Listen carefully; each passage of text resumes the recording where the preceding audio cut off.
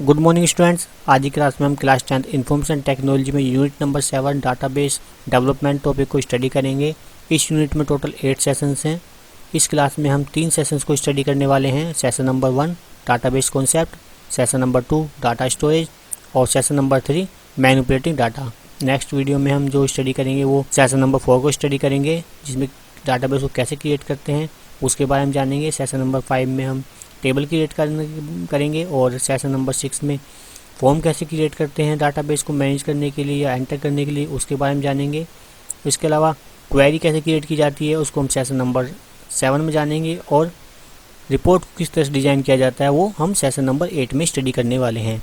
तो आज की क्लास में हम जो स्टडी करेंगे वो हमारे 3 सेशन हैं, क्योंकि ये तीनों सेशन छोटे छोटे सेशंस हैं और एक वीडियो में कवर हो सकते हैं, इसलिए मैं इन तीनों सेशन को आज ही ख़त्म करने की कोशिश करूँगा। सबसे पहले बात करते हैं डाटाबेस कॉन्सेप्ट की।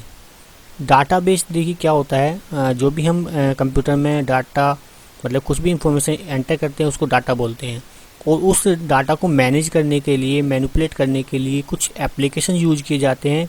उन्हीं एप्लीकेशंस को हम डाटाबेस मैनेजमेंट सिस्टम्स बोलते हैं। डाटाबेस मैनेजमेंट सिस्टम सॉफ्टवेयर जो होते हैं उनका बेसिकली यूज जो होता है वो डाटा को मैनेज करने का ही होता है, और वो डिफरेंट टाइप से डाटा को मैनेज करते हैं।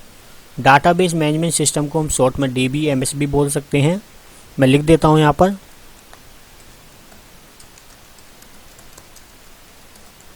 इसको हम शॉर्ट में DBMS बोलेंगे।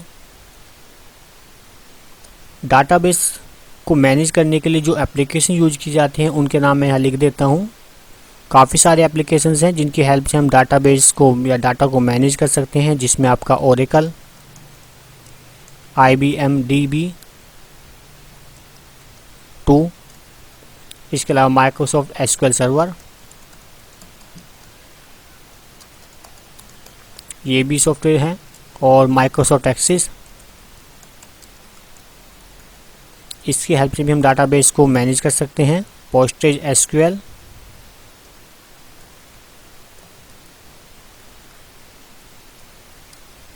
MySQL,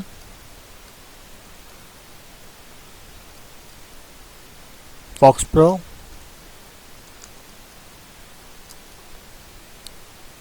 and SQLite।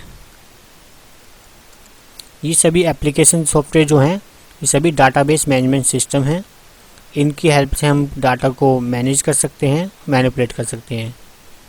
In application की सहायता से जो डाटा मैनेज किया जाता है, मैनिपुलेट किया जाता है, उसको हम 2 तरह से ऑर्गेनाइज कर सकते हैं। मतलब डाटा को 2 तरीके से ऑर्गेनाइज किया जा सकता है, जिसमें आपका फर्स्ट जो है लिख देता हूँ मैं, data can B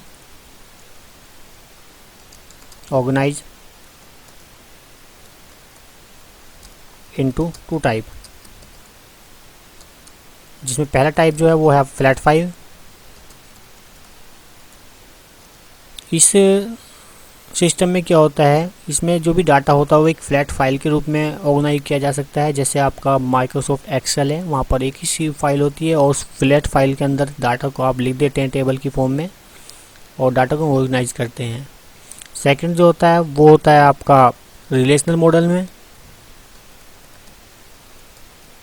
relational type में क्या होगा, यहाँ पर डाटा को मल्टीपल टेबल्स में अरेंज किया जाता है, ऑर्गेनाइज किया जाता है, सेव किया जाता है, और उन सभी टेबल को किसी यूनिक फील्ड के थ्रू आपस में कनेक्ट किया जाता है।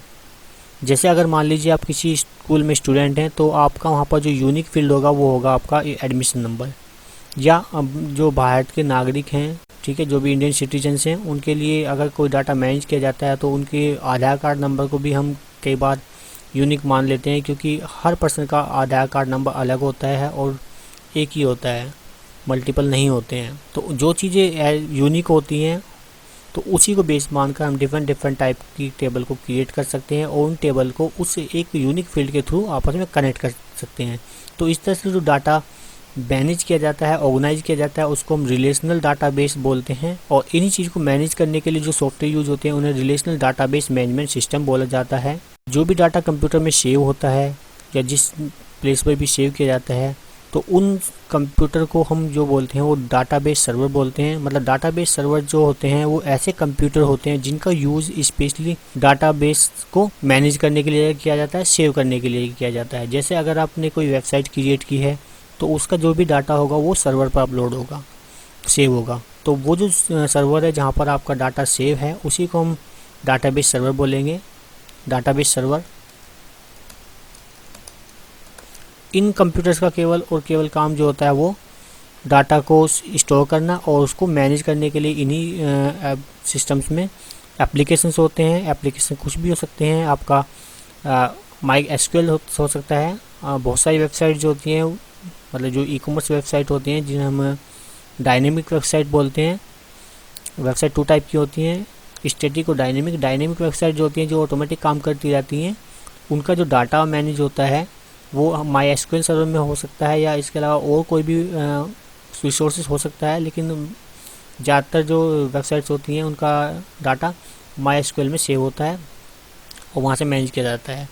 या एप्लीकेशन होते हैं, सॉफ्टवेयर होते हैं जिसमें आप डाटा को एंटर करते हैं, जैसे बिलिंग सॉफ्टवेयर वगैरह हो गए, उनका डाटा भी MySQL में सेव किया जा सकता है या फिर SQL सर्वर का यूज किया जा सकता है, या इसके अलावा और भी सॉफ्टवेयर हैं उनका यूज़ करके हम डाटा को स्टोर कर सकते हैं। और इन्हीं डाटा को स्टोर करने के लिए स्पेशल जो कंप्यूटर होंगे उन्हीं को हम डाटाबेस सर्वर बोलेंगे। और इन कंप्यूटर का केवल और केवल काम जो होगा वो डाटा को स्टोर करना, और इन्हीं सिस्टम के अंदर जो सॉफ्टवेयर होंगे उन्हें हम डाटाबेस मैनेजमेंट सिस्टम बोलेंगे या रिलेशनल डाटाबेस मैनेजमेंट सिस्टम बोलेंगे, रिलेशनल डाटाबेस मैनेजमेंट सिस्टम।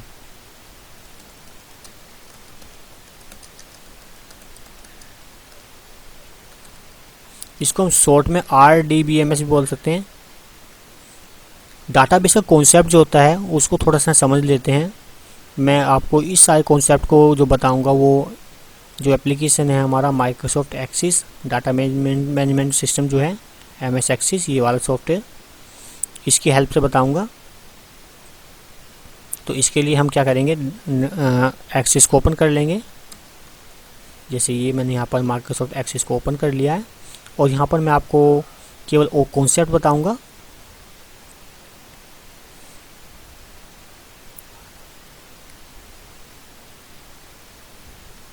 यहाँ पर देखिए मैंने कुछ डाटा क्रिएट करके रखा हुआ है, ये सारा डाटा क्रिएट करके रखा हुआ है। अब इस डाटा को जो ऑर्गेनाइज करना है तो इसका जो कॉन्सेप्ट है उसको थोड़ा समझ लेते हैं।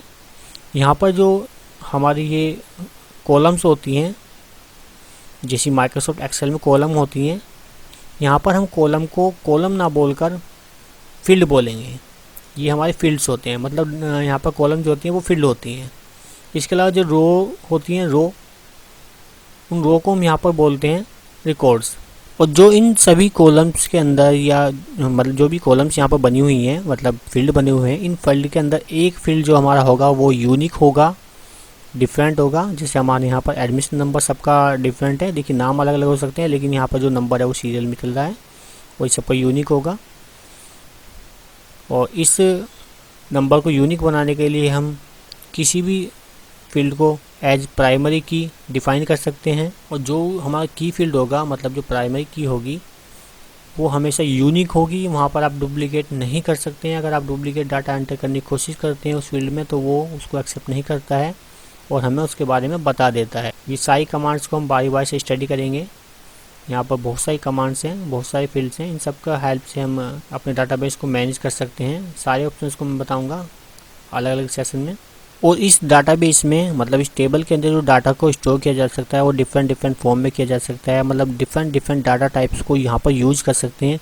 जैसे आपका नंबर्स हो गए, वर्ड्स हो गए, ठीक है, ये सारे अलग अलग डाटा टाइप है। नंबर्स में केवल नंबर आते हैं। अगर कहीं पर नंबर लिखना है, कई बार आपने देखा होगा कुछ प्लेस पे मोबाइल नंबर लिखने के लिए प्लेस होता है और अगर वहाँ पर नाम लिखने की कोशिश करते हैं तो वो वहाँ पर एक्सेप्ट नहीं करता है। तो वहाँ पर जो डाटाबेस का जो डाटा टाइप होगा वो आपका न्यूमेरिक होगा। कई बार जहाँ पर नाम होता है वहाँ पर नंबर को एक्सेप्ट नहीं करता है तो वहाँ पर अल्फ़ाबेट होगा। तो डिफरेंट प्लेस पर डिफरेंट डाटा टाइप्स को यूज किया जा सकता है। वो कौन कौन से डाटा टाइप्स होते हैं उनको मैं यहाँ आपको बता देता हूँ। कुछ जो बेसिक डाटा टाइप्स हैं उनके नाम यहाँ लिख देते हैं। जैसे आपका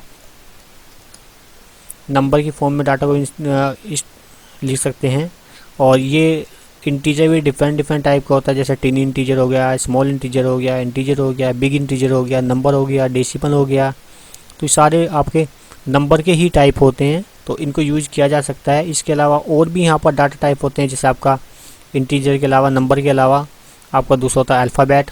अल्फ़ाबेट्स में केवल आप अल्फ़ाबेट को यूज़ कर सकते हैं। एक अल्फ़ा न्यूमेरिक होता है, अल्फ़ा न्यूमेरिक में क्या होगा, आप वर्ड्स के साथ साथ में नंबर्स को भी यूज़ कर सकते हैं। इसके अलावा आपको डेट और टाइम लिखना है तो उसके लिए डेट और टाइम डाटा टाइप का यूज़ करना होगा, वहाँ पर केवल आप डेट और टाइम ही यूज़ कर सकते हैं। कई बार आपने देखा होगा कि आप रजिस्ट्रेशन करते हैं किसी वेबसाइट पर और वहाँ पर डेट के लिए ऑप्शन होता है तो वहाँ पर डेट ही लिखी जा सकती है, इसके अलावा कोई चीज़ वहाँ पर एक्सेप्ट नहीं की जाती। तो उसके लिए डाटा टाइप यूज़ किया जाता है, वो डेट एंड टाइम का यूज़ किया जाता है। इनके अलावा और भी बहुत सारे डाटा टाइप्स होते हैं, जैसे ऑब्जेक्ट हो गए आपके, है ना, उनको भी यूज़ कर सकते हैं। इसके बाद जो सेशन नंबर 3 था, जिसमें हम जानने की कोशिश कर रहे थे कि जो हमारे डाटा होता है उसको कैसे मैनिपुलेट किया जाता है। डाटा को मैनिपुलेट करने के लिए हम क्या क्या चीज़ें यूज़ करते हैं और किस तरह से हम इसको यूज़ कर सकते हैं, मतलब मैनिपुलेट कर सकते हैं, उसके बारे में थोड़ा सा जान लेते हैं। देखिए, जो डाटा मैनिपुलेट किया जाता है वो डिफरेंट टाइप की लैंग्वेजेस के थ्रू किया जाता है। डाटा का स्ट्रक्चर होता है, उनको मैनेज करने के लिए जो लैंग्वेज यूज़ की जा रही है वो 2 तरह की होती हैं। उनके नाम यहाँ लिख देता हूँ मैं, कौन कौन सी होती हैं। पहले लिखते हैं, there are 2 types of languages for this task. कौन कौन सी लैंग्वेज है? नंबर 1 जो है आपकी वो है डाटा डेफिनेशन लैंग्वेज। इसको हम शॉर्ट में DDL भी बोलते हैं। डाटा डेफिनेशन लैंग्वेज को हम डाटा डिस्क्रिप्शन लैंग्वेज के नाम से भी जानते हैं। इसका एक दूसरा नाम भी है डाटा डिस्क्रिप्शन लैंग्वेज।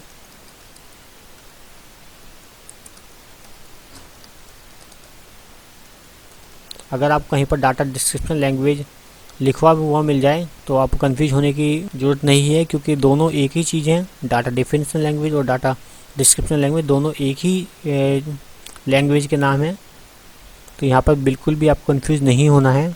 और जो डाटा डेफिनेशन लैंग्वेज होती है एकदम सिंपल लैंग्वेज होती है, स्टैंडर्ड होती है, ठीक है। यहाँ पर डाटा को जो मैनेज किया जाता है वो बिल्कुल सिंपल फॉर्म में किया जाता है। सेकंड लैंग्वेज जो होती है वो होती है आपकी डाटा मैनिपुलेशन लैंग्वेज।